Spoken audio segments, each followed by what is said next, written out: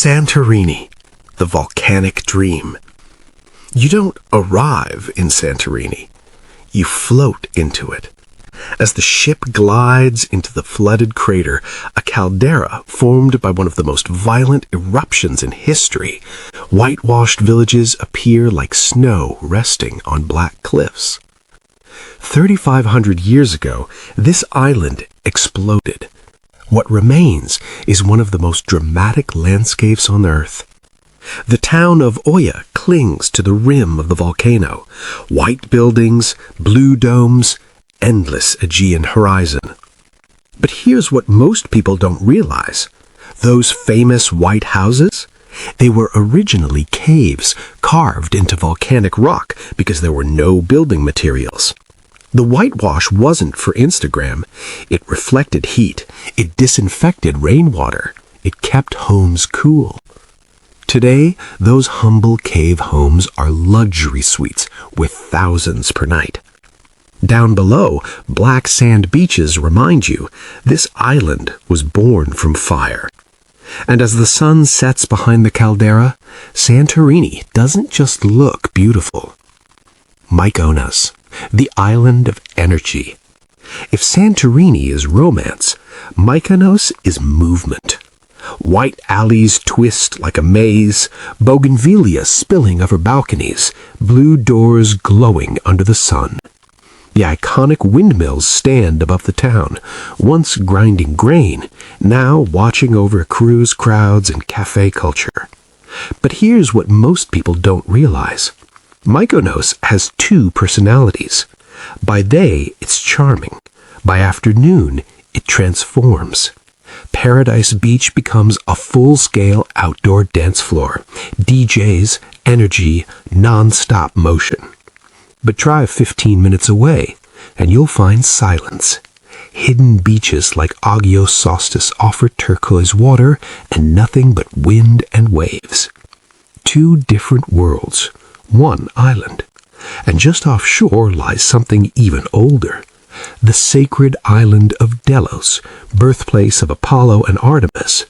Over 2,000 years ago, this was one of the busiest trade hubs in the Mediterranean. 30,000 people lived here. There were theaters, mosaics, advanced plumbing systems, and hundreds of wells that still hold water today. Then, war destroyed it, and it was abandoned for over 1,000 years. Now, it stands in silence, a reminder that even the greatest cities can disappear. Rhodes, the island of empires. Rhodes feels different, heavier, older, stronger. As you enter the harbor, massive stone walls rise from the sea. This island was once home to one of the 7 wonders of the ancient world, the Colossus of Rhodes, a 100-foot bronze statue that stood at the harbor over 2,000 years ago. It collapsed in an earthquake and vanished. But Rhodes didn't fade. In the 1300s, the Knights of St. John arrived, crusaders, warriors. They transformed the island into one of the most fortified cities in Europe. The Street of the Knights still stand, medieval buildings carved with symbols from France, Spain, Germany. Walking here feels like stepping into another century. Then the Ottoman Empire arrived. Mosques rose beside churches. Minarets pierced the skyline. Rhodes became a crossroads of civilizations. And today, that layered history lives inside its walls. Beyond the city lies Lindos, a dazzling white town crowned by an ancient acropolis. Below it, beaches stretch into turquoise bays. Here, the Aegean meets the Mediterranean. Windmills spin, and Turkey sits just 12 miles away. Rhodes isn't just beautiful, it's powerful. Cruising between worlds, emotional close. Cruising between these islands feels surreal. One morning you wake up beside a volcano, the next inside a medieval fortress, then on a beach where never stops. Cruising might not be the deepest way to explore Greece, but it's one of the most effortless.